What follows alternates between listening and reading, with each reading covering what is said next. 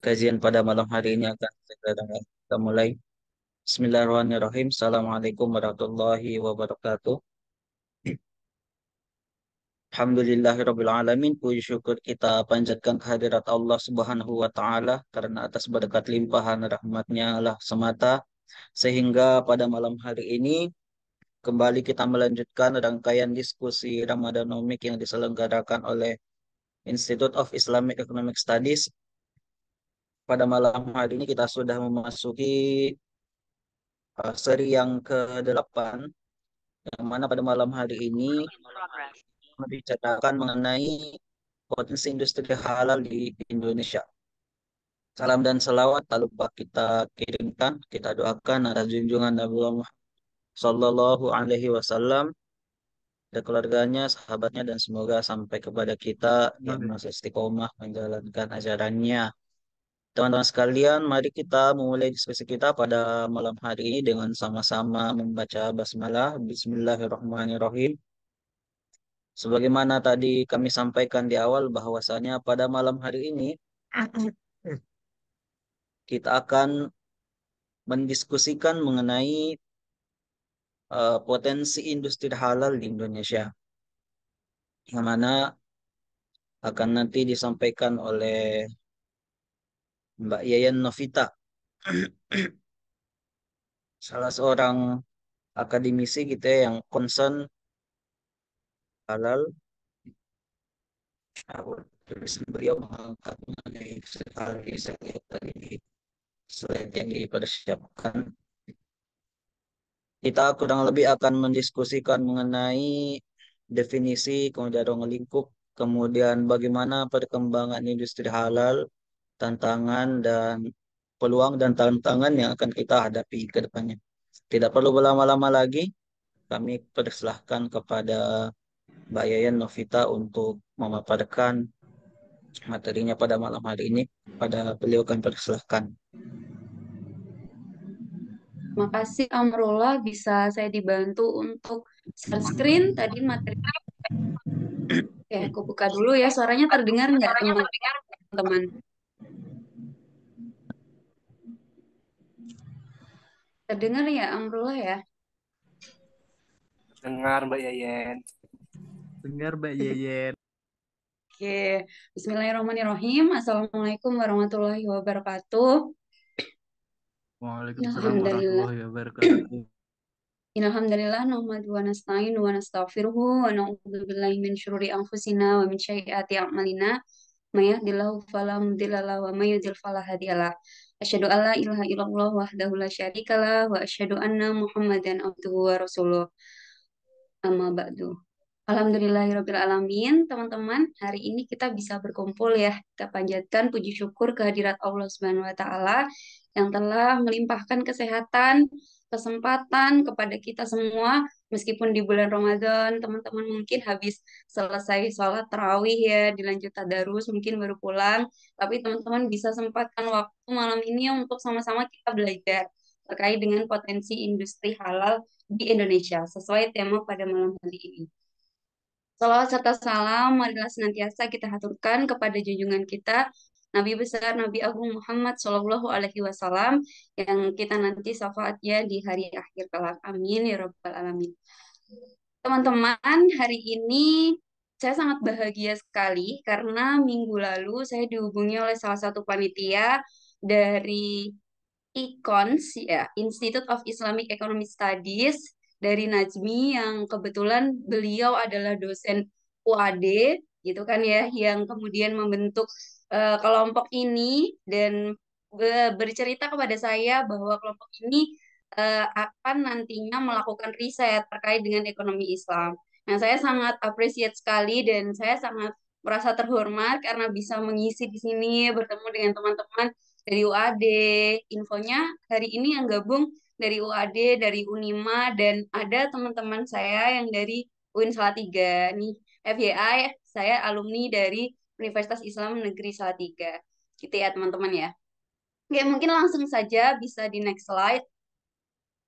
Jadi malam hari ini kita akan bicara masalah industri halal. Mungkin teman-teman udah nggak asing ya dengan istilah industri halal atau halal industri, atau teman-teman bisa kaitkan itu dengan halal lifestyle gitu kan, dan halal-halal lainnya yang sedang marak dibicarakan di conference, teman-teman sering ikut conference atau di kampus gitu, tapi sayangnya tidak dibicarakan di kelas dalam kegiatan belajar mengajar gitu. Jarang dosen yang kemudian menyinggung soal industri halal, karena saya dapat materi terkait industri halal, diskusi, dan lain sebagainya, itu malah dari forum-forum yang di luar kelas, seperti di Sahabat Eksyar, komunitas yang bergerak di ekonomi syariah, terus kemudian diskusi-diskusi non-formal dengan dosen yang memang concern di bidang itu, seperti itu. Dan malam hari ini temanya sangat menarik sekali, dan mungkin tidak dibicarakan di dalam kelas karena mungkin teman-teman tidak mengambil jurusan yang concern di situ,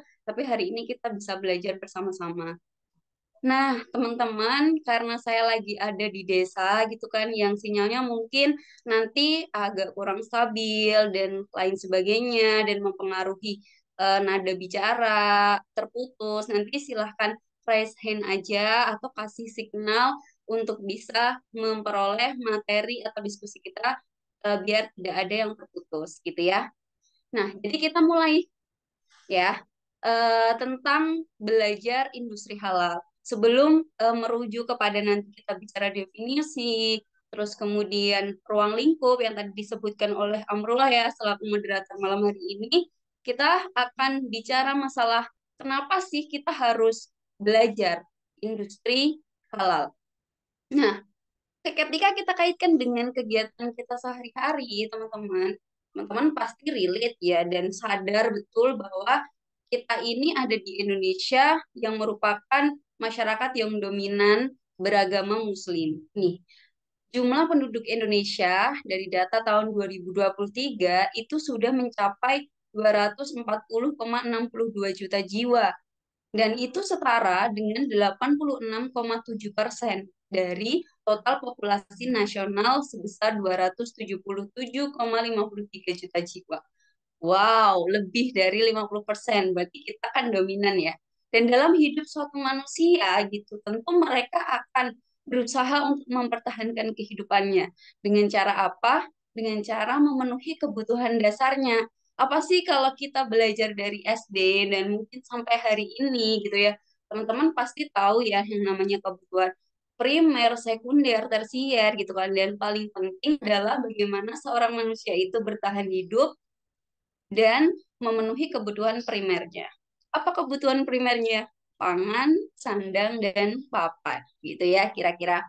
Nah, bicara masalah industri halal, pelaku di dalam industri halal itu teman-teman, nggak cuma orang-orang muslim aja loh yang bisa menggunakan produk-produk halal. Tapi orang-orang non-muslim juga bisa. Banyak kan teman-teman non-muslim kita yang menggunakan produk-produk halal, memakan makanan dan minuman halal, menggunakan kosmetik halal gitu ya. Karena mereka percaya bahwa produk itu terjamin kebersihan dan kualitasnya. Kenapa mereka percaya? Karena produk halal itu memiliki sertifikasi halal yang mendukungnya. Dan dalam proses pengajuan sertifikasi halal tentunya melewati berbagai proses yang panjang sekali. Mulai dari mereka harus memperhatikan bahan bakunya, bagaimana cara mengelolanya, dan lain sebagainya sampai di tangan kita dan kita bisa pakai produk itu. Maka orang-orang non-muslim menggunakan produk halal karena terjamin kebersihan dan kualitasnya. Kita move ke orang-orang muslim. Selain untuk memenuhi kebutuhannya, muslim memiliki patokan atau dasar yang harus kita taati gitu ya. Dimana sebagai seorang muslim kita harus menaati perintah Allah dan menjalani larangan Allah. Nah, berkaitan dengan konsumsi produk entah itu makanan, kosmetik dan lain sebagainya, Allah sudah mengatur terkait dengan cara pengonsumsian kita untuk produk-produk tersebut. Teman-teman bisa lihat di Quran Surat Abasa ayat 24, di Quran Surat Al-Baqarah ayat 168, dan Quran Surat Al-Ma'idah ayat 3. Nah, ini di sini ada Ustadz juga nih. Nah, nanti Pak Ustadz, Pak Resendi, bisa dibantu cek ya Pak, itu berbicara tentang apa. tentang bagaimana kemudian konsumsi halal itu atau produk halal itu bisa dikonsumsi oleh seorang muslim dengan batasan-batasan tertentu gitu ya. Nah, terus kemudian ketika seorang muslim maupun mungkin non-muslim percaya terkait dengan pentingnya pengonsumsian produk halal, tentu produk halal itu akan memberikan banyak dampak ya teman-teman. Pertama, produk halal itu dapat mempengaruhi pertumbuhan fisik dan kecerdasan akal. Nah, bagaimana kemudian nanti ketika kita mengonsumsi produk yang baik, makanan yang bersih, makanan yang kemudian halal, toyib gitu kan, itu akan mempengaruhi kesehatan kita, kecerdasan akal kita, mempengaruhi sifat dan perilaku manusia. Meskipun terkait dengan sifat dan perilaku manusia ini tentu dipengaruhi oleh banyak faktor ya teman-teman ya. Tapi salah satunya adalah apa yang kita konsumsi, apa yang masuk di dalam tubuh kita, bagaimana lifestyle kita gitu. Jadi itu akan mempengaruhi sifat dan perilaku manusia. Terus yang ketiga mempengaruhi anak yang dilahirkan. Nah, di sini ada perempuan-perempuan hebat gitu kan yang malam-malam masih menuntut ilmu gitu kan ya, yang mungkin nanti setelah ini punya insight yang baik, penerapan gaya hidup halalnya dan lain sebagainya nanti bisa mempengaruhi untuk memperoleh anak nanti ya saat menikah yang dilahirkan, mengajarkan kepada mereka hal-hal yang baik untuk menaati perintah Allah. Terus kemudian mempengaruhi kehidupan di alam akhirat, gitu ya. Makanya that's why kenapa kita harus belajar industri halal. Oke, bisa di next slide. Oke, jadi itu ya, kenapa kita harus penting belajar tentang industri halal. Karena selain memenuhi kebutuhan, kita juga harus berpedoman pada sunnah-sunnah atau aturan yang sudah ditetapkan Allah bahkan sebelum kita lahir. Nah, so what we will discuss malam hari ini ada banyak hal yang mungkin bisa kita bercerita, tapi karena waktunya cuma sampai jam 10, jadi saya hanya memilihkan poin-poin yang sekiranya teman-teman tahu secara dasar gitu ya. Karena saya juga masih belajar, nanti kalau misalnya ada yang, kurang setuju nih Mbak, aku baca nggak gini kok, dan lain sebagainya, bisa ya di raise hand ya, Mas Amrullah. Nanti bisa dipersilahkan teman-teman kalau misalnya mau protes atau mau apa namanya ngasih masukan biar diskusinya dua arah. Jadi pertama, nanti kita akan bicara masalah definisi industri halal terlebih dahulu. Karena kalau misalnya kita kenal sama orang, tentu kita harus kenal dulu namanya kan. Baru kemudian kita tanya hobinya, kita tanya keluarganya, kita tanya visi misinya, dan mungkin nanti orang itu bisa jadi teman hidup kita atau seseorang yang kemudian kita cintai sebagai sahabat. Nah, sama aja kita belajar tentang industri halal atau apapun itu. Kita harus mulai dari definisi biar nggak salah gitu ya. Kita mulai dari definisi, kita akan lanjutkan di ruang lingkup, kemudian perkembangan, potensi industri halal, peluang dan tantangan, dan yang terakhir yang nggak kalah penting adalah peran Gen Z dalam strategi pengembangan industri halal. Oke ya, siap ya. Next, kita bicara definisi industri halal. Oke, teman-teman, jadi industri halal adalah seluruh bentuk kegiatan ekonomi yang mengolah bahan baku dan atau memanfaatkan sumber daya industri sehingga menghasilkan barang yang mempunyai nilai tambah atau manfaat lebih tinggi. Nah, termasuk jasa industri yang dinyatakan halal sesuai dengan syariat Islam. Nah, pasti teman-teman akan bertanya-tanya, apa sih maksudnya terlalu buku banget ya bahasanya? Yang jelas keywordnya ada 4 di dalam industri halal ini. Yang pertama bahan baku, yang kedua proses produksi, yang ketiga adalah pengolahan dan pemrosesan, dan yang keempat adalah label dan sertifikasi. Jadi industri halal itu adalah pengolahan barang mentah menjadi bahan jadi yang dalam empat keywordnya ini harus benar-benar dipastikan halal dan sesuai dengan syariat Islam. Oke, next. Oke, bisa dibantu next. Oke, ini adalah fact for halal consumerism in Indonesia. It's not only about the logo, karena ada 7 kekuatan ya untuk kita bisa menerapkan gaya hidup halal atau kehalalan dalam kehidupan kita. Gitu. gitu ya. Yang pertama ada people yang terdiri dari HRD, cultural, society profiling gitu ya. Jadi orang-orang itu harus punya budaya, lifestyle untuk bisa menerapkan gaya hidup halal itu sendiri. Mereka punya pengetahuan untuk penerapannya. Kemudian filosofinya.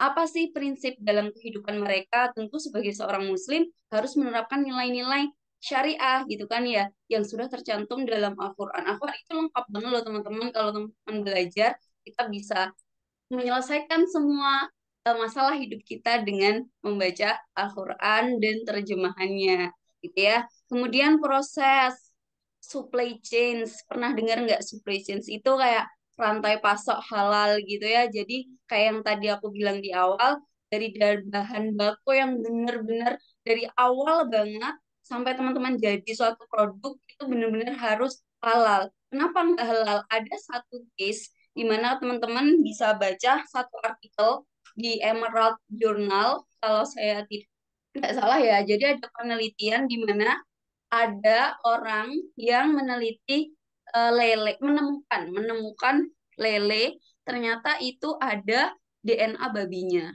Nah, sedangkan kita sendiri kalau misalnya tidak tahu ya, kita mah pergi ke restoran, pesen lele bakar atau apa gitu kan, ya kita pikir itu akan produknya halal ya, lele gitu. Apa yang membuat haram? Ternyata dalam proses pengolahannya, dalam proses si petaninya itu memberi makan dan lain sebagainya, ternyata mungkin kita tidak tahu ternyata ada ditemukan DNA babi itu. Nah, makanya harus dipastikan sebagai seorang produsen ya terkait dengan halal supply chains itu harus benar-benar dipastikan kalau terjamin halal.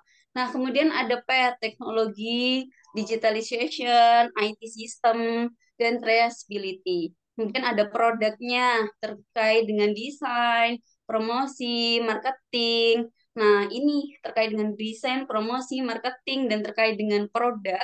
Maka seorang produsen yang kemudian terjun sebagai owner bisnis gitu atau teman-teman di sini ada yang punya bisnis, maka usahakan bisnis teman-teman, produk teman-teman itu sudah tersertifikasi halal. Apalagi di tahun 2023 kemarin sampai 2024 ini masih ada gencar terkait dengan sertifikasi halal yang kemudian dikolaborasikan dengan mahasiswa di UIN Salatiga sendiri. Ada beberapa mahasiswa yang join untuk bisa membantu para UMKM untuk sertifikasi halal. Mungkin di UAD, di Unima juga ada mungkin ya. Ada nggak Amirullah? Amirullah dari mana nih? Wadah Mbak Wadah. Oh, dari Pusat UAD. studinya UAD ada. ada nggak? Iya, Ada iya pusat kan? studi. Jadi sangat-sangat penting ya sertifikasi halal itu. Kemudian ada di performance, ada di polisa. Nah, seperti itu. Next.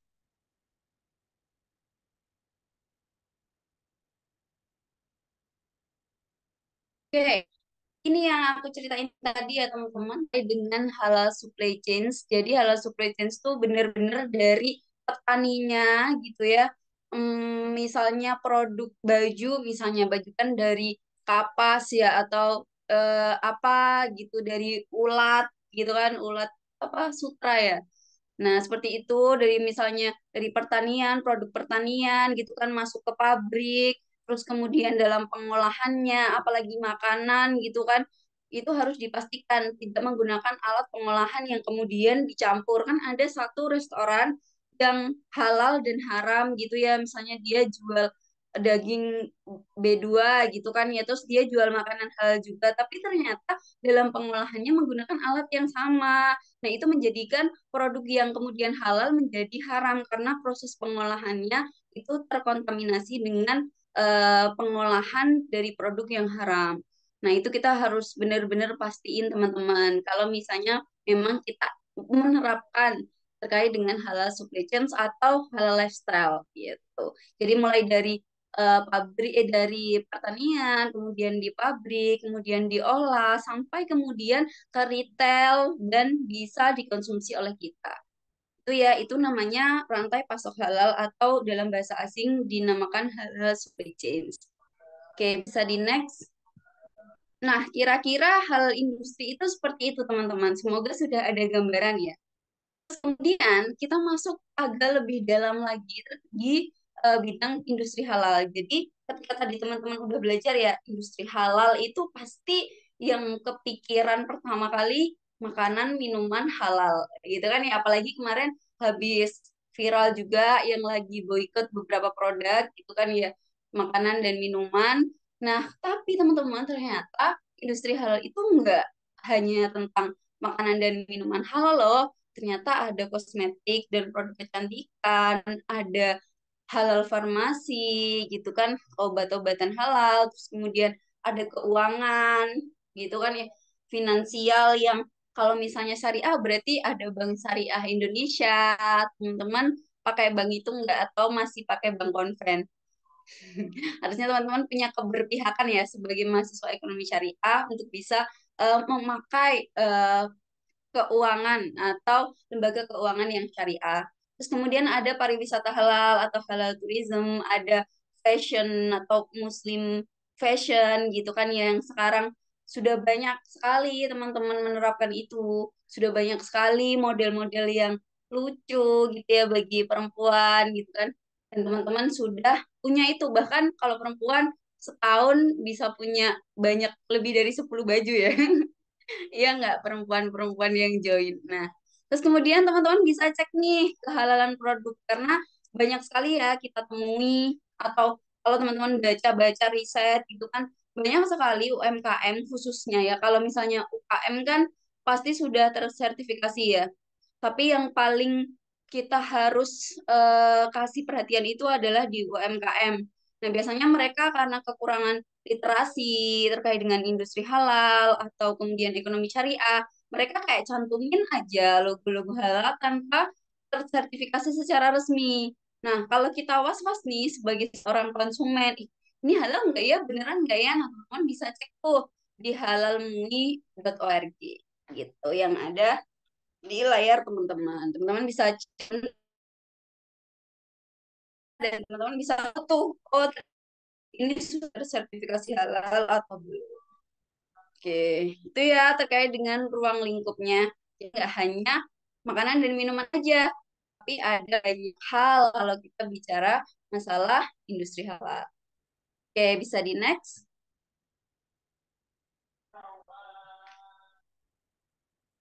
Oke, selanjutnya kita bahas perkembangan industri halal. Nah, jadi ini aku ada kutip satu kalimat yang agak panjang gitu ya dari artikel. Dia mengatakan perkembangan industri halal adalah salah satu jawaban atas transformasi ekonomi Indonesia menuju ekonomi berkelanjutan dalam pengembangan paradigma baru industrialisasi di Indonesia saat ini dan mendatang. Nah, dari kalimat ini kita udah pasti langsung notice kalau ternyata industri halal itu sangat-sangat penting gitu ya. Bahkan bisa jadi ekonomi berkelanjutan dan mendukung apa namanya ekonomi perekonomian nasional Indonesia. Oke, kita lihat seberapa sih kembangan halal terkhusus di Indonesia itu sendiri bisa di next.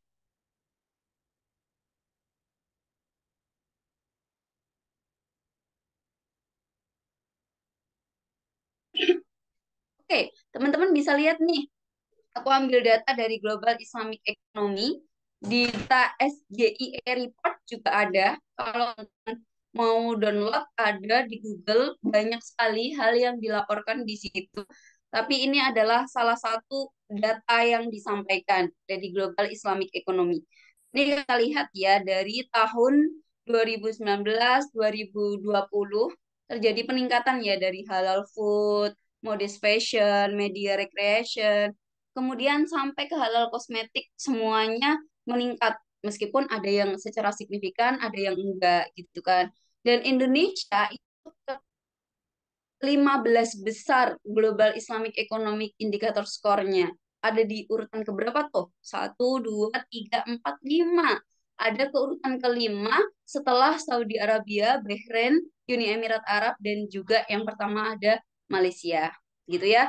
Dan Indonesia juga masuk ke top 10 Islamic Finance, Halal Food, Muslim Friendly Travel, atau apa namanya halal tourism gitu ya, fashion, farmasi, dan lain sebagainya. Gitu ya. Jadi memang Indonesia itu sudah baik sebenarnya ya, kalau dikatakan sudah masuk top 10 loh, top 5 di apa negara-negara OKI. Nah, tapi kita berarti bisa dong menaikkan peringkat Indonesia mungkin dari yang kelima jadi tiga, empat, dua, atau bahkan satu menggeser posisi Malaysia. Gimana caranya? Nanti kita akan bahas setelah ini ya. Next.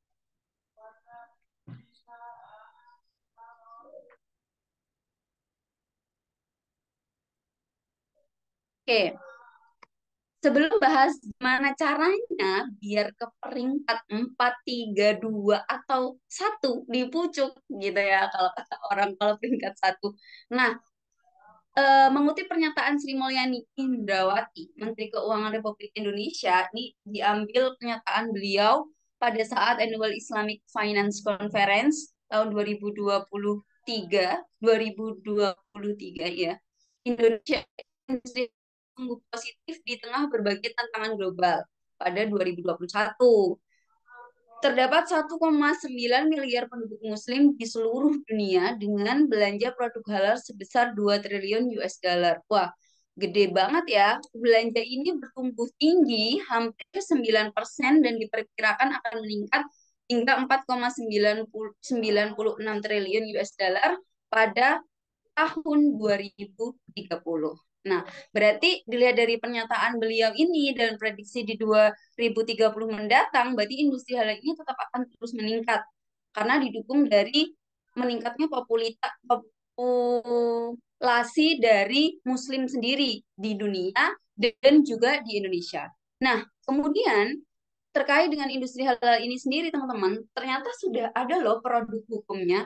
Jadi kita bisa terlindungi dari produk hukum itu, dari Undang-Undang Nomor 33 Tahun 2014 tentang jaminan produk halal.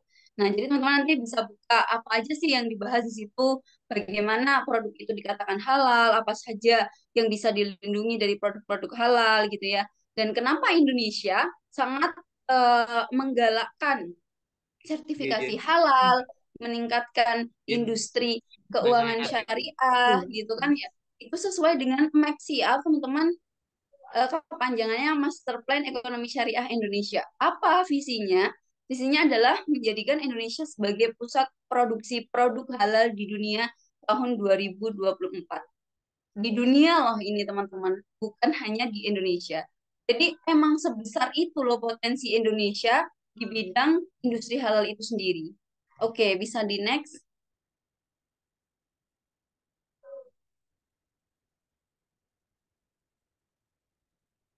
Oke, nextnya kita bicara rantai pasokan pangan terintegrasi.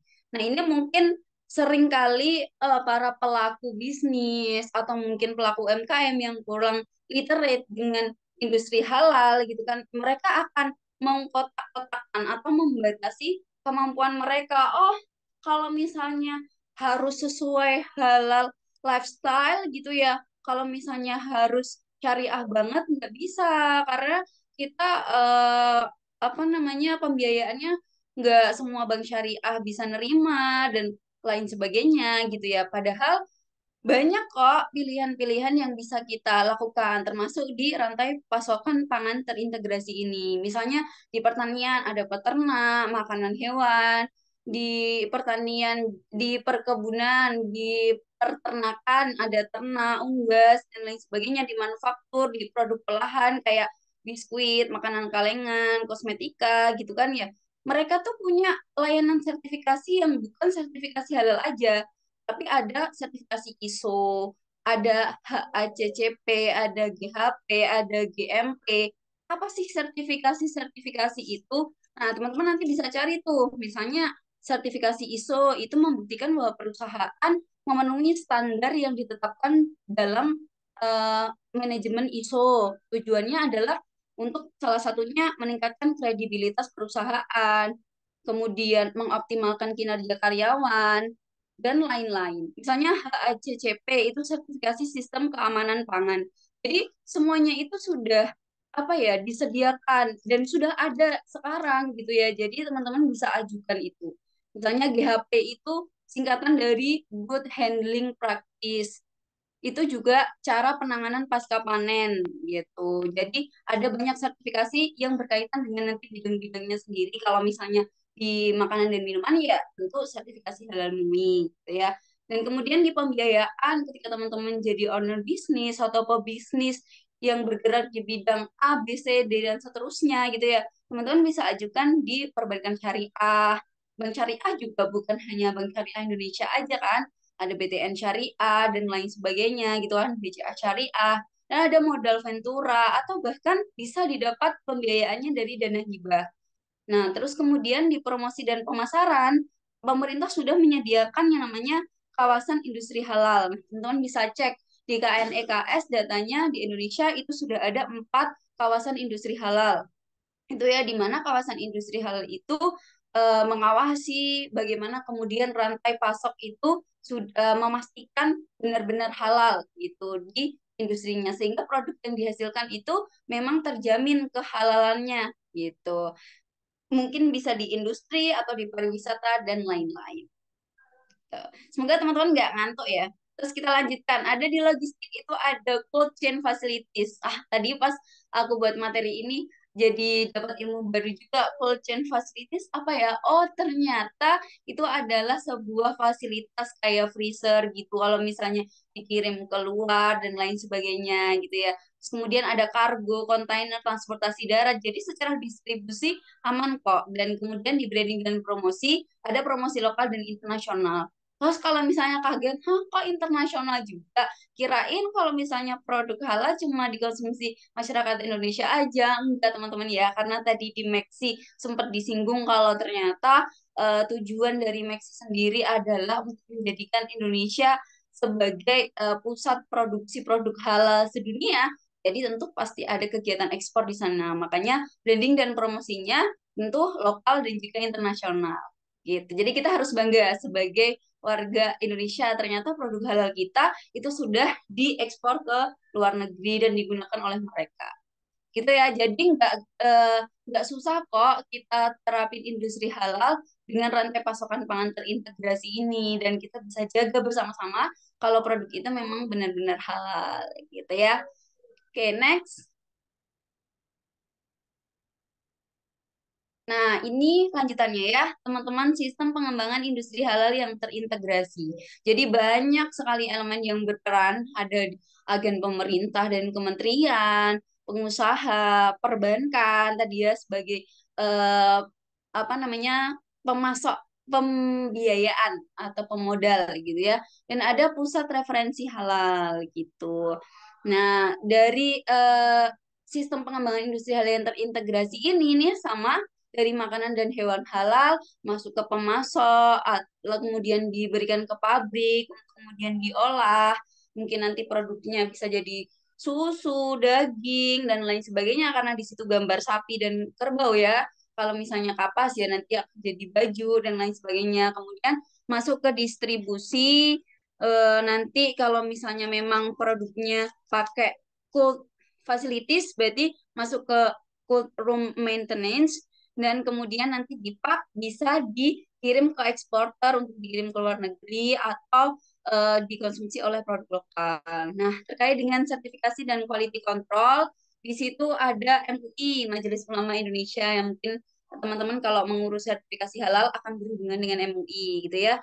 Ada BPJPH.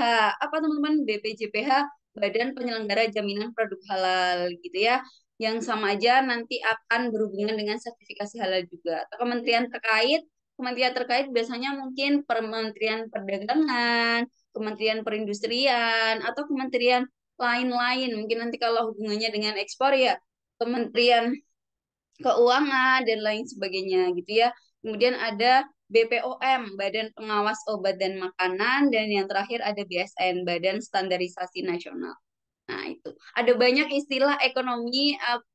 Aku kalau misalnya lagi apa namanya ngasih materi gitu ya, mungkin sekarang di sini atau biasanya sebelumnya di UIN Salatiga sambil spill-spill singkatan yang nanti teman-teman kalau misalkan ditanya apa BPJPH itu tahu gitu. Oh, BPJPH itu Badan Penyelenggara Jaminan Produk Halal. Oh, BSN itu Badan Standarisasi Nasional gitu. Bahkan ilmu sesimpel itu kita bisa dapat insight-nya di sini gitu ya teman-teman ya. Oke, next. Terus kita tadi udah bicara ya masalah peluang, potensi, dan lain sebagainya yang memang Indonesia punya potensi yang luar biasa. Tapi tentu dalam hal apapun, entah itu dalam hal industri halal atau pembahasan ekonomi yang lain, atau mungkin pembahasan-pembahasan dalam kehidupan, itu tentunya memiliki tantangan gitu ya, dan juga peluang. Nah, apa tantangannya ketika kita bicara industri halal? Yang pertama, industri halal itu tantangannya adalah bahwa potensi industri halal ini belum dioptimalkan. Terbukti dari apa? Oh, ternyata Indonesia masih di peringkat 5 loh. Dan ketika kita bisa sama-sama optimalin, mungkin peringkat kita bisa naik jadi 3, 2, atau bahkan 1 gitu. Nah, kemudian yang kedua, regulasinya belum memadai. Kayak yang tadi aku spill, ternyata undang-undang yang mengatur terkait dengan industri halal ini baru ada beberapa, dan yang paling mentereng itu ya undang-undang terkait dengan jaminan produk halal tadi ya, nomor 33 tahun 2014. Nah, kemudian yang ketiga, negara dengan penduduk non-muslim banyak mengembangkan industri halal. Jadi banyak sekali persaingan. Mereka tentu ketika mengembangkan industri halal pasti outputnya adalah produk. Nah, maka dari itu konsumen kan jadi punya banyak pilihan gitu kan. Makanya bagaimana kemudian kita bisa berinovasi, kita bisa bersaing dengan mereka yang bahkan non-muslim yang mengembangkan industri halal. Terus yang keempat, banyak pelaku usaha, terutama UMKM, belum melakukan sertifikasi halal. Nah, ini makanya kenapa sekarang BPJPH, MUI itu bekerja sama dengan mahasiswa untuk bisa mensertifikasi halal UMKM yang ada di Indonesia. Karena kalau dihitung ya, UKM dan UMKM itu kan lebih banyak UMKM sebetulnya ya. Bahkan UMKM waktu COVID kemarin sempat naik gitu ya, karena mereka akhirnya membuka usaha dan lain sebagainya. Tapi kan banyak juga UMKM yang belum terliterasi terkait dengan ekonomi dan keuangan syariah. Makanya perlulah pendampingan dari integrasi atau kolaborasi mahasiswa dengan BPJPH dan MUI. Kemudian yang kelima, sertifikasi halal itu masih ada dua, tarif dan non tarif. Tapi sekarang ini tidak menjadi tantangan yang besar ya, karena dari program sertifikasi halal itu malah sekarang digratiskan, dan mahasiswa yang membantu mengurus itu malah diberikan fee sejumlah, adalah nominalnya meskipun aku tahu ya, tapi nggak usah lah disebutkan di sini, pokoknya ada gitu kan. Tapi ini tetap masuk kepada tantangan, tapi bukan tantangan yang mengancam, bukan tantangan yang kemudian susah gitu ya, karena sertifikasi halal sudah dibuka seluas-luasnya bagi UMKM. Terus yang keenam adalah rendahnya keterhubungan antara industri halal dan keuangan. Nah, tadi ini yang aku spill juga, biasanya UMKM yang baru berdiri itu susah mengajukan pembiayaan di lembaga keuangan. Kenapa? Karena lembaga keuangan, sependek yang aku tahu, mereka akan memberikan pembiayaan kepada UMKM yang memang sudah berdiri, gitu kan? Karena mereka juga lembaga yang kemudian akan menanggung resiko itu kan ketika UMKM ini tidak berjalan, apalagi UMKM-nya baru gitu kan, makanya harus berdiri dulu selama 1 tahun atau 6 bulan seperti itu, maka agak susah. Tapi bukan berarti kemudian susah juga bagi kita untuk menerapkan industri halal gitu. Nah, terus kemudian peluangnya, nih peluangnya dari masalah meningkatnya populasi Muslim di dunia. Nah, ini peluangnya adalah meningkatnya permintaan terhadap produk atau jasa halal. Nah, kalau misalnya penduduk itu meningkat, gitu ya, bahkan di dunia, gitu, tentu kebutuhan mereka terkait dengan produk kehidupan sehari-hari juga akan meningkat. Karena mereka seorang Muslim, maka mereka punya preference untuk mengonsumsi produk-produk halal. Makanya kenapa dari meningkatnya populasi muslim di dunia akan meningkatkan permintaan terhadap produk halal juga. Terus yang kedua, industri halal dunia berkembang pesat. Nah, dari situ konsumsi global untuk produk makanan dan minuman halal ketika kita bandingkan tahun 2018 ada 1,369 triliun US dollar, pada tahun 2024 diperkirakan mencapai 1,972 triliun US dollar. Nah, itu ya. Terus selanjutnya Indonesia berpenduduk Muslim terbesar di dunia. Nah, ini memiliki peluang sebagai penghasil produk atau jasa halal terbesar di dunia. Gitu ya, teman-teman ya. Dan peluang selanjutnya adalah konsumen produk halal di seluruh dunia. Nah, makanya konsumen produk halal negara mayoritas Muslim maupun non-Muslim. Karena seperti yang aku bilang tadi, produk halal nggak hanya digunakan oleh masyarakat Muslim aja loh, tapi bisa juga kok untuk non-Muslim. Terus kemudian variasi produk halal. Nah, karena banyaknya variasi produk halal ini, jadi banyak pilihan dan juga banyaknya inovasi dari e-commerce, travel, finance, fashion, kosmetik, gitu ya, dari farmasi atau dari pendidikan. Kemudian pemanfaatan perjanjian perdagangan. Nah, ini ada beberapa perjanjian nih, kayak misalnya FTA. FTA itu kepanjangannya Free Trade Agreement. Nah, Free Trade Agreement itu mengatur tiga hal, teman-teman. Ada untuk perdagangan barang, untuk perdagangan jasa, dan perdagangan investasi. Nanti teman-teman kalau kepo-kepo bisa dibaca ya, pemanfaatan perjanjian perdagangan ada FTA, ada C, CEPA itu Comprehensive Economic Partnership Agreement. Itu mengatur juga tentang perdagangan bebas. Ada EPA, ada PTA, dan perjanjian-perjanjian lain yang berhubungan dengan perjanjian internasional dengan negara lain yang dengan tujuan ekspor dan impor. Gitu, teman-teman. Itu adalah tantangan dan peluangnya. Oke, next.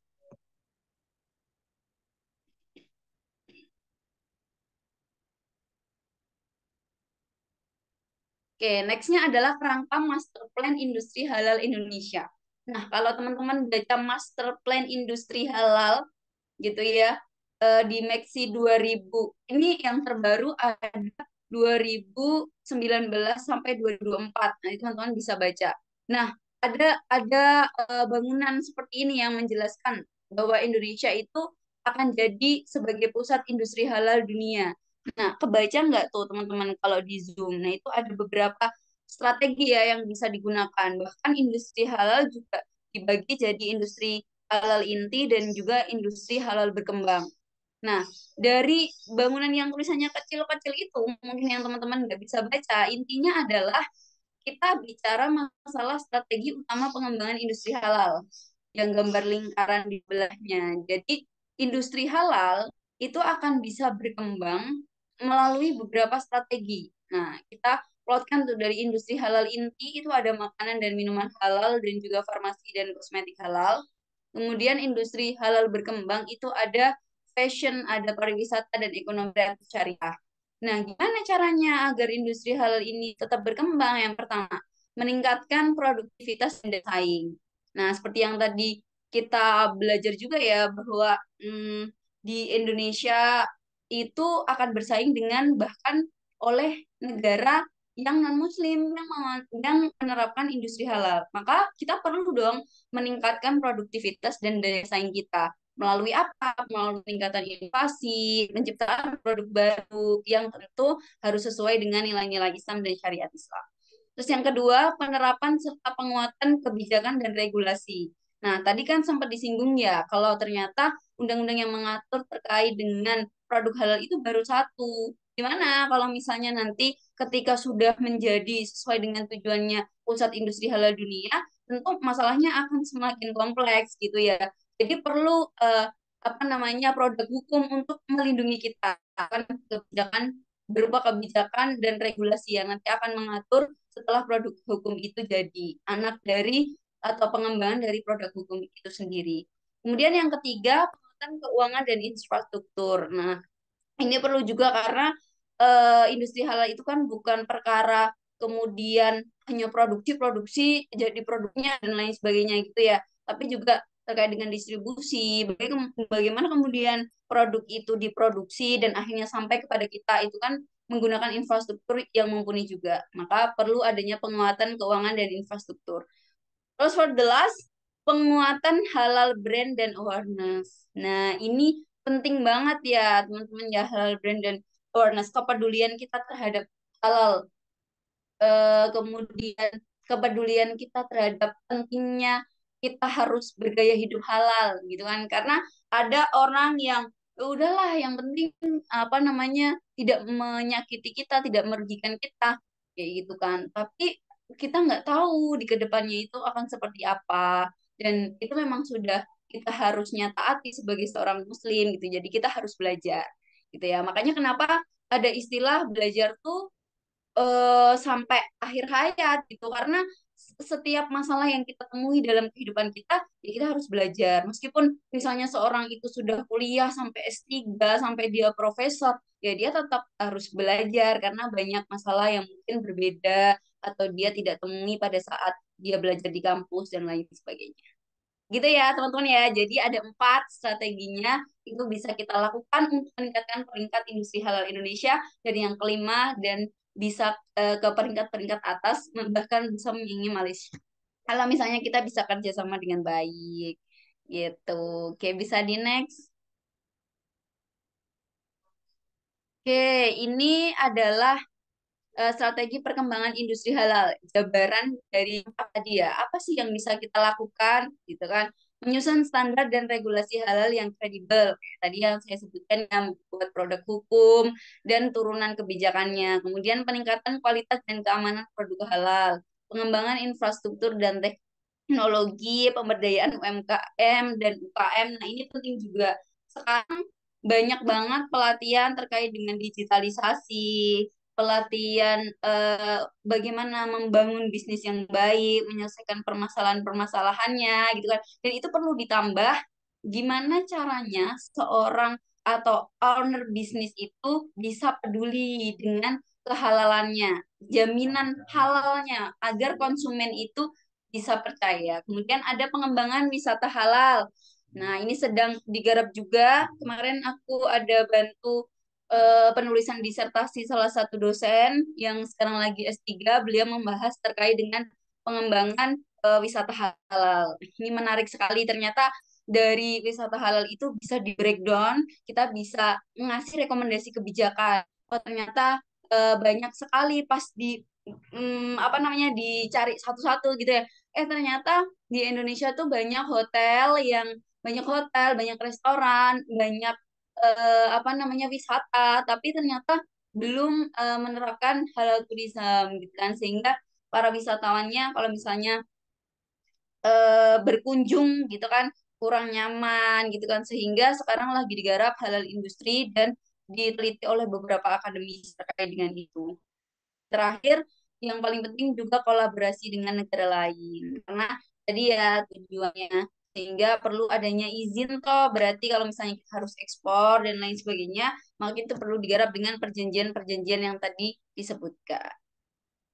Oke, ini menjelang terakhir karena kemarin Najmi sempat mention juga kalau ternyata Institute of Islamic Economic Studies ini sebenarnya nantinya teman-teman akan meneliti gitu ya.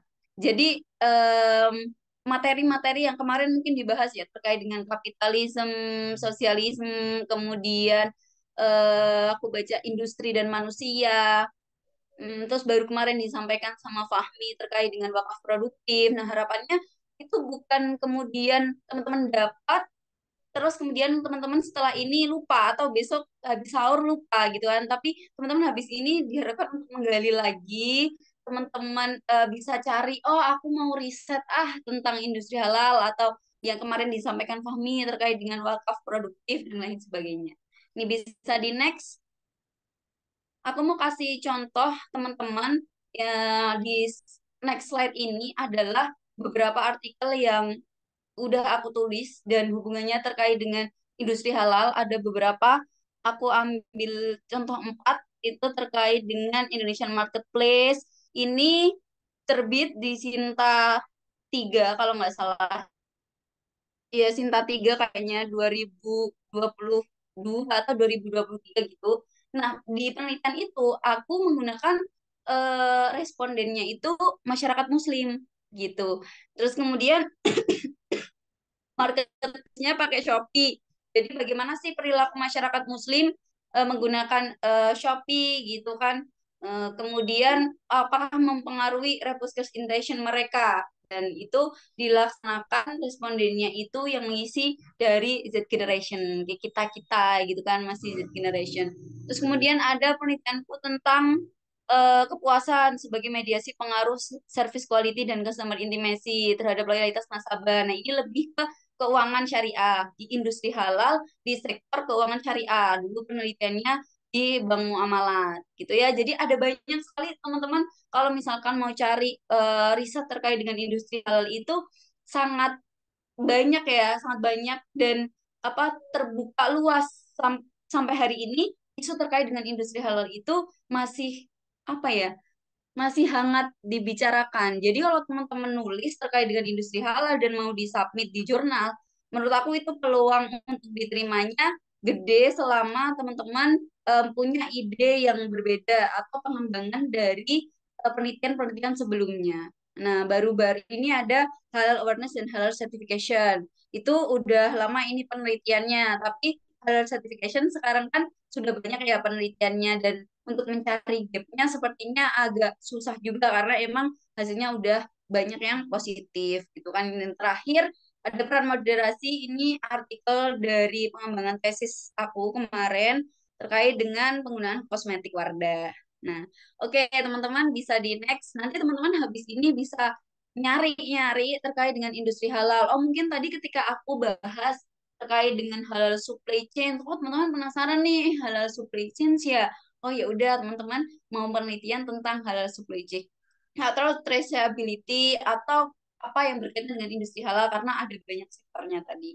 Nah, teman-teman bisa cari referensinya karena kita nggak mungkin jadi penulis yang baik kalau bukan pembaca yang baik. Jadi, penulis itu selalu diawali dari menjadi pembaca yang baik. Maka teman-teman gimana sih kalau kalau hari ini masih susah buat cari terkait dengan industri halal, teman-teman bisa cari di jurnal-jurnal nasional atau internasional gitu ya. Tapi biasanya kalau di Elsevier, di Emerald, di Scopus itu kan banyak artikel yang kekunci kalau kita nggak punya akun ya. Mungkin kalau kalau di UIN akunnya tuh akun kampus gitu ya. Jadi kalau misalnya mau download ya harus ke kampus, ke perpus gitu. Tapi kalau misalnya anak-anak UAD, anak-anak Unima punya akunnya, berarti itu apa ya kalau aku bilang privilege sih. Jadi manfaatin itu dengan sebaik-baiknya gitu. Kalau nasional aku biasanya cari di Open Knowledge Map, di Google Scholar atau di Konsensus.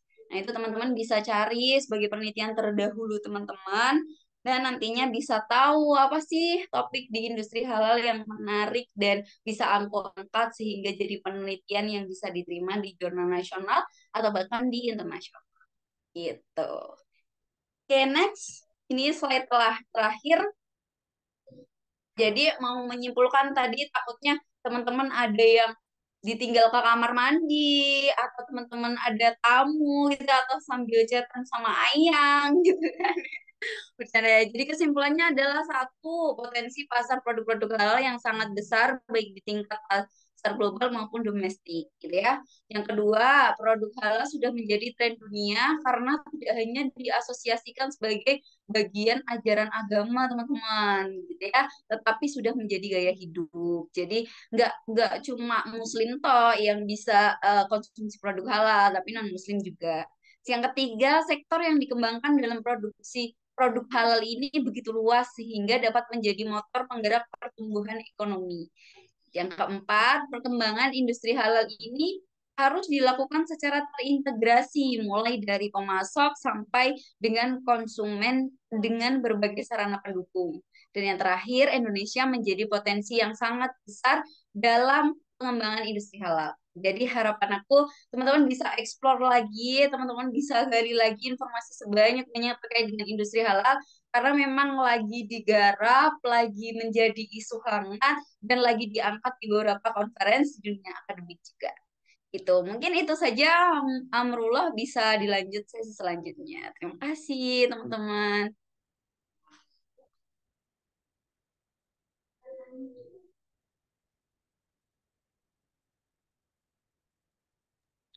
Baik, itulah tadi pemaparan dari beliau Mbak Yayan Novita, sangat komprehensif, sangat lengkap ya saya kira apa yang disampaikan oleh Mbak Yayan.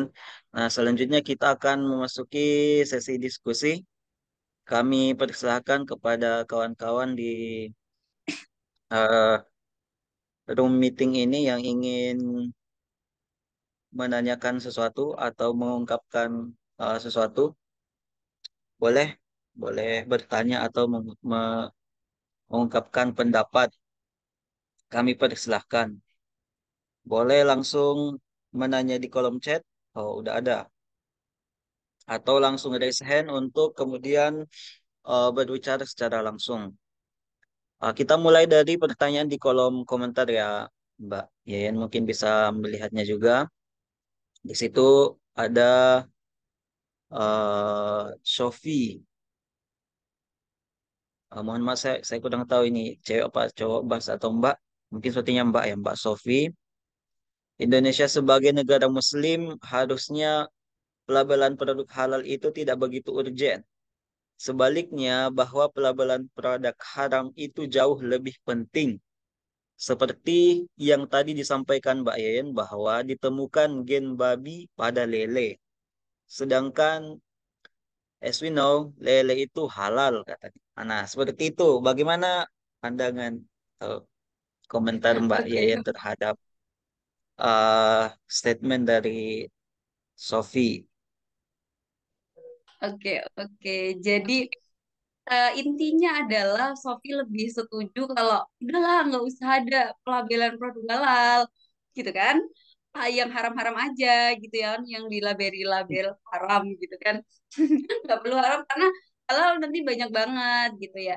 Dulu aku juga sempat mikir kayak gitu kan, Sofi, kayak ya udahlah yang haram aja kan lebih sedikit gitu. Tapi ini menurut logika aku aja ya dan perasaan aku aja ya, nggak, bukan berarti kemudian MUI ada kebijakan kenapa halal nggak haram gitu. Aku belum tahu sejauh itu. Tapi menurut aku Indonesia itu kan negara yang kemudian punya budi pekerti yang luhur gitu kan. Kemudian kenapa nggak yang haram aja tapi halal, yang halal aja gitu kan ya, melabeli suatu produk haram atau halal gitu kan.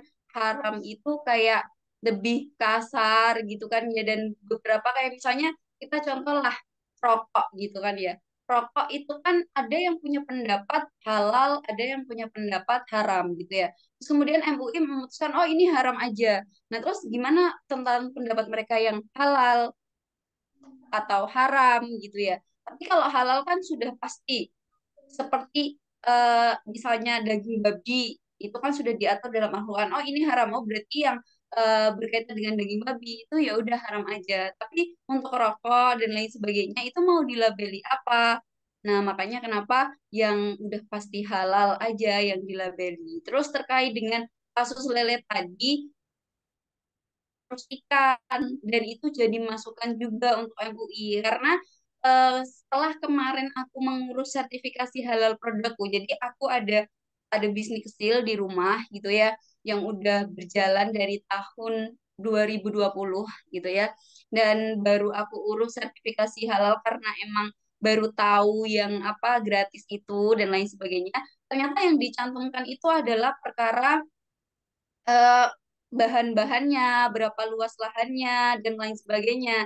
Tapi tidak ada seperti survei langsung yang kemudian tahu cara mengolahnya dan lain sebagainya. Atau bahkan untuk orang-orang yang nakal dalam arti cara pengolahannya gitu. Pada saat didatangi MUI untuk survei, dia berproduksi sebagaimana mestinya gitu. Tapi akhirnya dia merubah apa namanya ingredients-nya, merubah cara pengolahannya setelah dia melakukan sertifikasi halal. Maka itu menjadi apa ya, dari kasus yang aku bilang tadi ya, bukan hanya lele, ada penemuan coklat juga. Coklat, masa sih kita mikir akan ada coklat haram gitu kan, tapi nyatanya ada, nanti bisa dicari artikelnya gitu ya.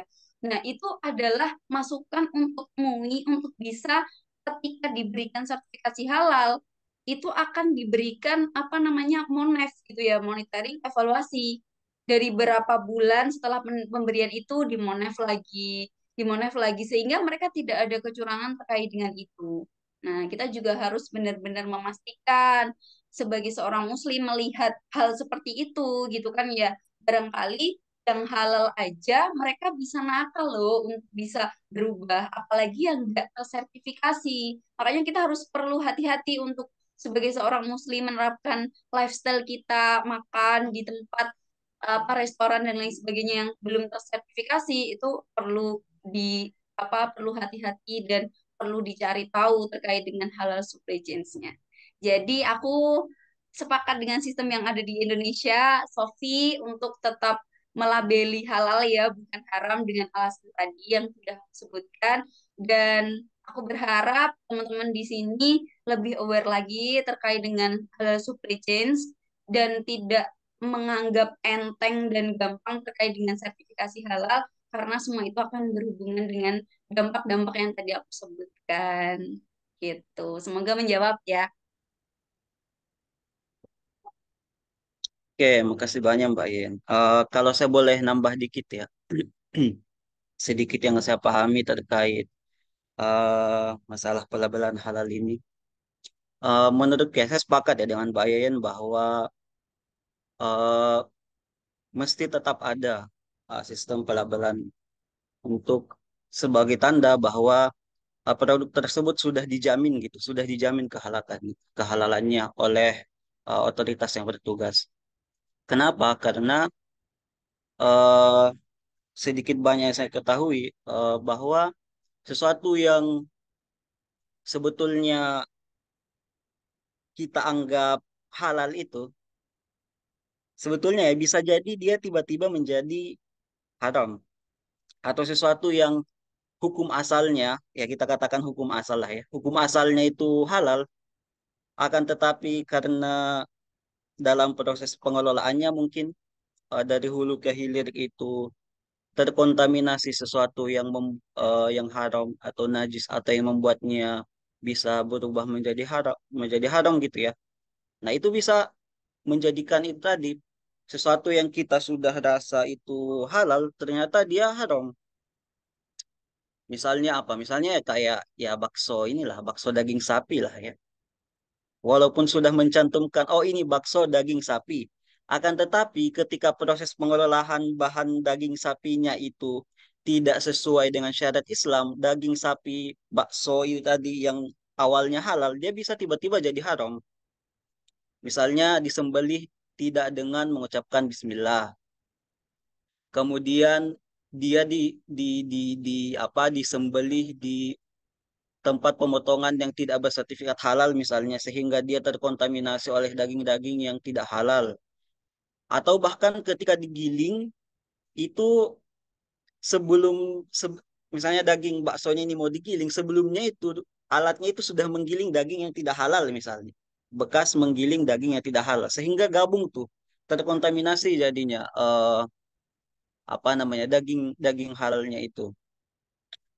Dulu tahun 2013 ya pernah ada penelitian di Jogja mengambil sampel 20 bakso di Jogja nih mengambil sampel 20 bakso kemudian dites di lab dan hasilnya dari 20 sampel yang diambil itu 8 diantaranya itu mengandung DNA babi. Jadi bahaya, bahaya banget itu. Jadi dari 20 ada 8 yang mengandung DNA babi. Nah itu bahkan misalnya ya kayak air mineral ya, air putih yang mungkin wah sudah jelas-jelas halal ini akan tetapi ketika proses pengolahannya itu terkontaminasi, dia bisa menjadi haram maksudnya, haram. Misalnya ketika dia dimurnikan dengan itu kan ketika air mineral itu dimurnikan kan dia menggunakan karbon aktif ya. Nah, ketika karbon aktifnya itu diambil dari bahan-bahan yang haram, misalnya dari tulang babi atau tulang hewan-hewan yang haram misalnya ya. Nah, dia bisa menjadi terkontaminasi tuh. Menjadi dipertanyakan apakah air ini masih halal atau enggak. Nah, yang air mineral itu sebetulnya yang saya juga dulu tidak menyangka bahwa sesederhana air mineral itu dia bisa menjadi haram ketika tidak diawasi proses pengelolaannya. Nah, itu. Nah, kemudian selanjutnya mengenai label halal haram itu ya, pemberian label haram. Sebetulnya di dalam Undang-Undang Jaminan Produk Halal itu, Undang-Undang JPH itu ya, itu sebetulnya sudah ada ketentuan yang mengatakan bahwa eh, produsen atau ya pengusaha gitu ya, yang di dalam produknya itu mengandung bahan-bahan yang haram, itu harus di state, harus dicantumkan, harus dikasih tahu gitu ke konsumen. Entah itu dengan gambar ataupun dengan tulisan ataupun warna tertentu yang kemudian menunjukkan kepada konsumen di dalam kemasannya bahwa ini tuh mengandung bahan-bahan yang tidak halal. Itu di dalam undang-undang itu sebetulnya diatur. Cuman kan memang belum diputuskan label haram itu kayak mana ya, seperti label MUI itu, label halal MUI atau BPJPH itu seperti apa, sehingga itu itu masih dikembalikan kepada produsen tersebut, cara memberitahukan bahwa produk ini mengandung bahan yang haram itu seperti apa. Nah, saya kira eh, pedagang-pedagang sate atau daging yang ngasih logo B2 itu saya kira butuh diapresiasi ya, bahwa mereka secara jujur menyampaikan, oh ini tuh B2, jadi kamu yang muslim jangan beli. Nah, saya kira itu butuh diapresiasi juga dalam hal ini. Nah, itu mungkin sedikit banyak yang bisa saya komentari terkait itu tadi. Oke, thank you, Amrullah. Mungkin teman-teman yang lain ada yang mau didiskusikan.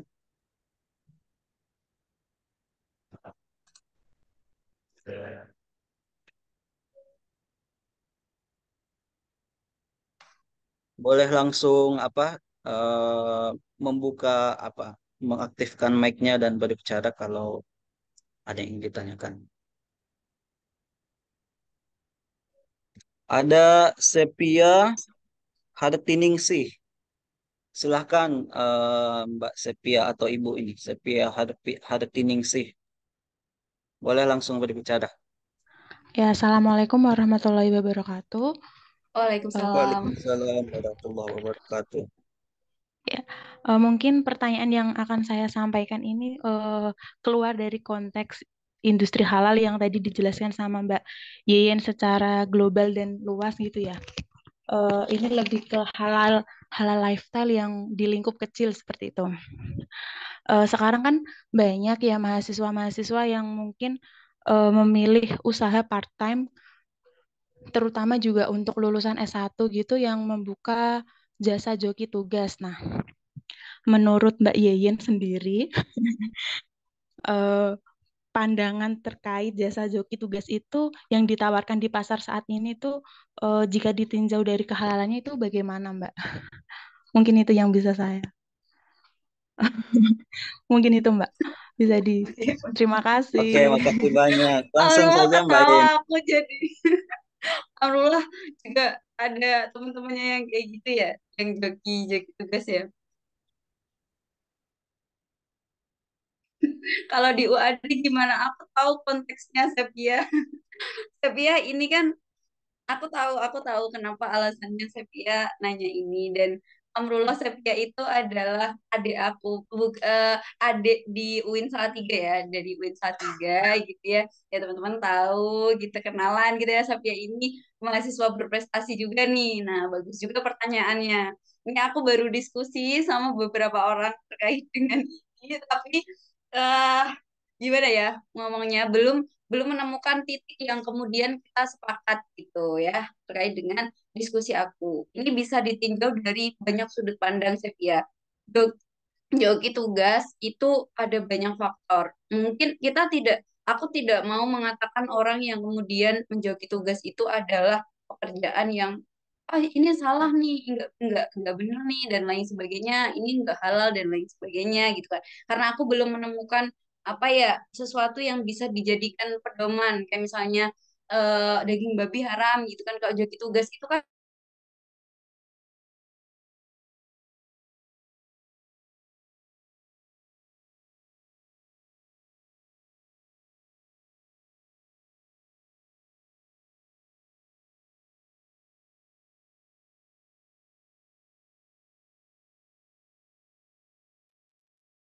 Halo, Mbak Yeyen.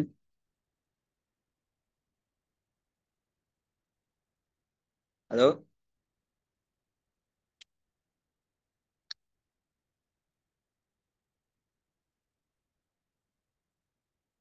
Baik, kita sambil menunggu ya, Mbak Yen sepertinya kehilangan sinyal. Oke. Oh, sepertinya terkendala jaringan sehingga dia keluar dari Zoom. Baik, terkait dengan joki joki tugas atau joki skripsi lah ya yang marak dilakukan. Saya nggak tahu sih sebanyak apa ya. Hmm, tapi mungkin ada teman-teman yang ingin memberikan tanggapan gitu ya mengenai joki skripsi ini. Teman-teman pernah dengar istilah ini nggak? Ghostwriter. Ghostwriter. Ghostwriter itu kan sebetulnya praktek yang lazim ya dilakukan di dunia kepenulisan. Iya nggak sih? Ya makanya ada istilah itu kan, ghostwriter.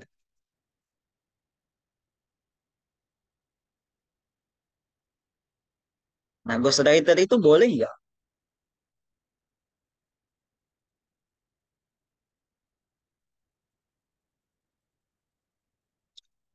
Saya juga sedang mencoba mencari-cari ya, karena eh Sorry, sorry. Tadi HP aku oke, mati, jadi tethering-nya putus.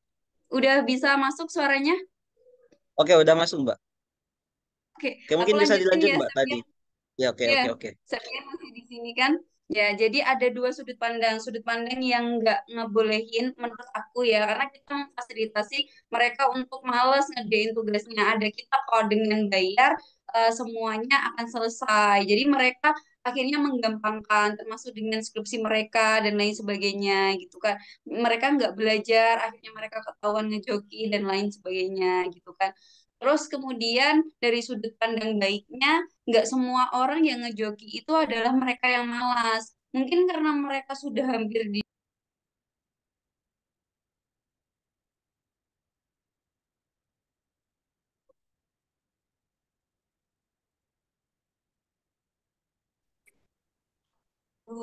ya, ya.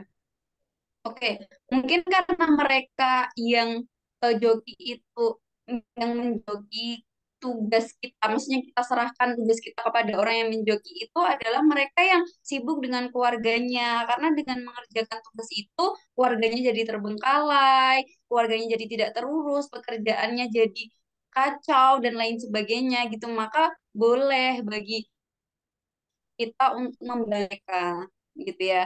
Dan apa namanya kalau ditanya ini menurut aku pribadi ya Sepia terkait dengan apa yang mungkin teman-teman Sepia lakukan untuk menjadi seorang penjoki atau mungkin yang Sepia lakukan sendiri, aku lebih memilih untuk mencari pekerjaan yang lain yang udah pasti eh, aku nggak bingung terkait dengan kehalalan pekerjaan aku seperti itu. Dan kalau misalnya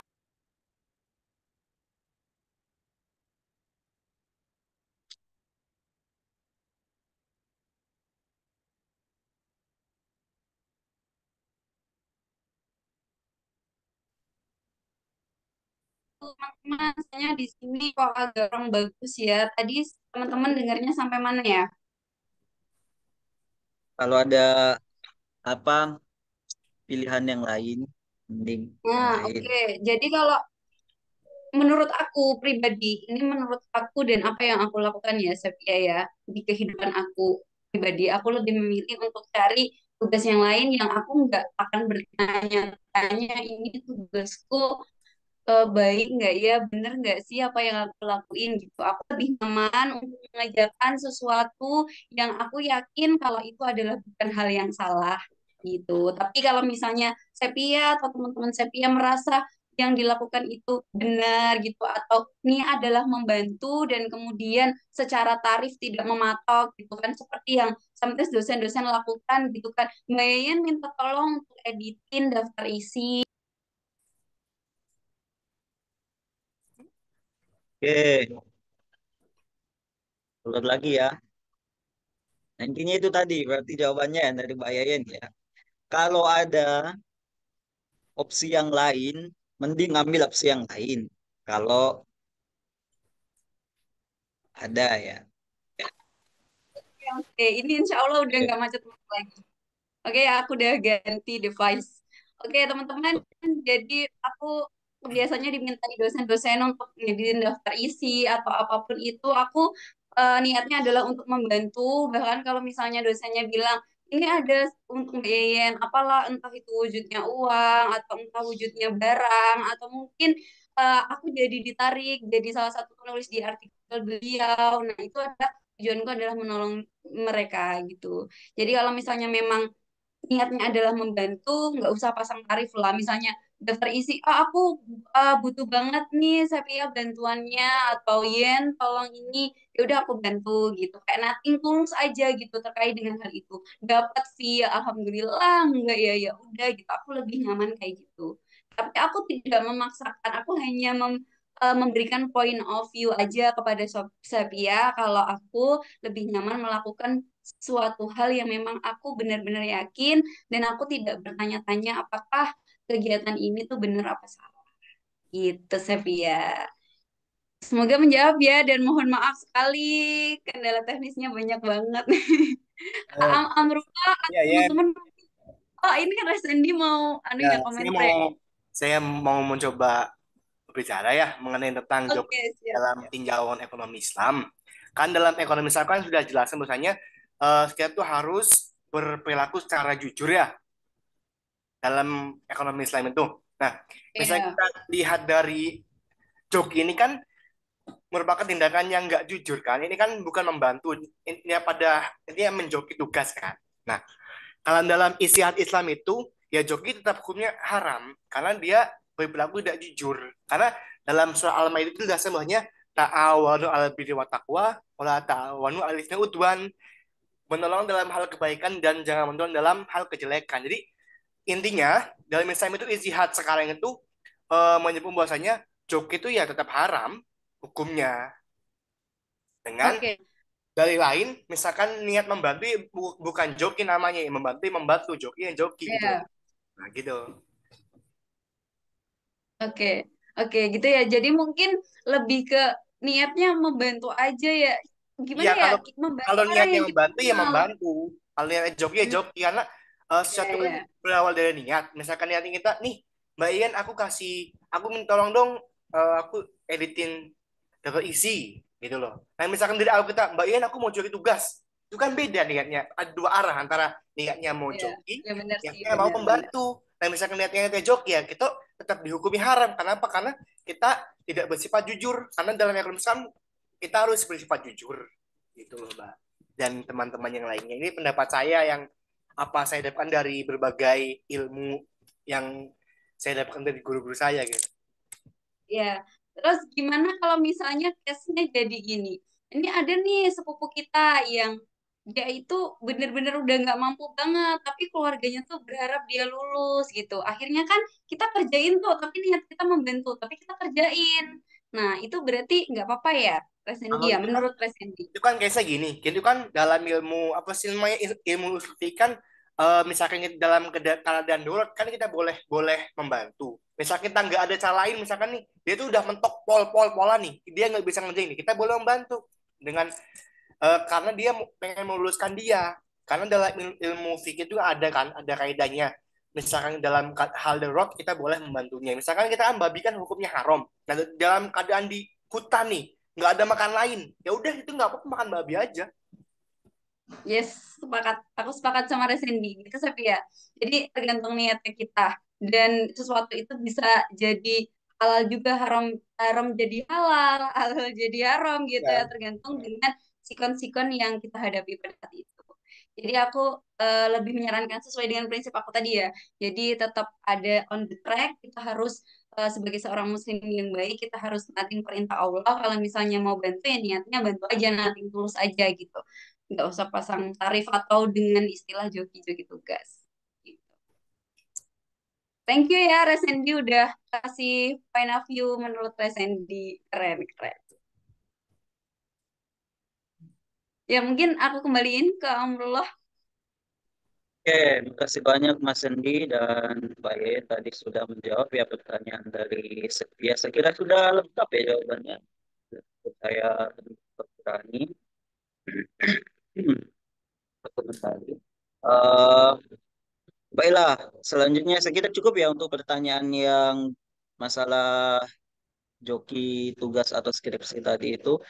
Mungkin saya kembalikan lagi kepada teman-teman jika masih ada yang ingin ditanyakan. Ya, sebetulnya ada pertanyaan gitu ya, cuma saya tunggu teman-teman yang lain dulu aja. Ya, teman-teman. Tapi udah jam 10:30. Udah banyak yang keluar juga. Mungkin nanti bisa dilanjut aja kali ya di luar forum ini. Oke, oke. Alhamdulillah. Aku Oke, terbuka banget kalau teman-teman mau chat aku, nomorku ada di grup, mau DM Instagram aku, silakan nanti kita sharing. Aku nggak ngerasa aku pinter karena tadi juga ada yang lebih pintar gitu kan terkait dengan ini gitu kan. Jadi kita sharing-sharing aja di sini. Aku lebih senang teman-teman punya point of view yang berbeda sama aku. Jadi aku bisa pertimbangin. Oh iya ya ternyata ada ilmu baru. Jadi bukan dari aku untuk kalian aja, tapi kalian untuk aku juga gitu. baiklah. Makasih banyak, baik. Ya, mungkin saya kira kita bisa akhiri ya, atau diskusi kita pada ini. Ingat waktu juga sudah berlalu. Kami ucapkan terima kasih banyak pada kita yang sudah ya, berikan ilmunya dalam uh, sangat komprehensif tadi gambarannya perkembangan industri kita schedule kami sudah bisa berkolaborasi saya prediksi sama dari pengetahuan terkait industri apa nah turut berkontribusi Follow. turut berkontribusi dalam upaya pengembangan industri halal. Tentu saja eh, Institute of Islamic Economic Studies ini kami buat dan sebagainya. Pak Fitri ya, Outdoor to be. membentuk Icons ini salah satunya ya dalam rangka upaya untuk mendukung kita tadi ekonomi Islam secara umum, kemudian kalau kita bicara secara sekali lagi terima kasih banyak kepada Mbak Yento dan juga teman-teman sekalian yang sudah melakukan pada malam hari ini. Mari kita menutup diskusi kita pada malam hari ini dengan sama-sama sekarang dalam Alhamdulillah Alamin. Diskusi pada malam hari ini insya Allah akan kita izin ya Mbak ya akan kita upload di YouTube-nya Icons. Kemudian segala informasi mengenai kegiatan-kegiatan yang kami lakukan itu teman-teman bisa mengikuti apa namanya akun Instagram yang kami punya di ICONS Icons.institute. Silakan bisa dan juga boleh sangat boleh untuk YouTube kami. Untuk itu nanti akan ditayangkan semua diskusi yang sudah kita lalui apa masuk nanti diskusi. Sekali lagi kami semuanya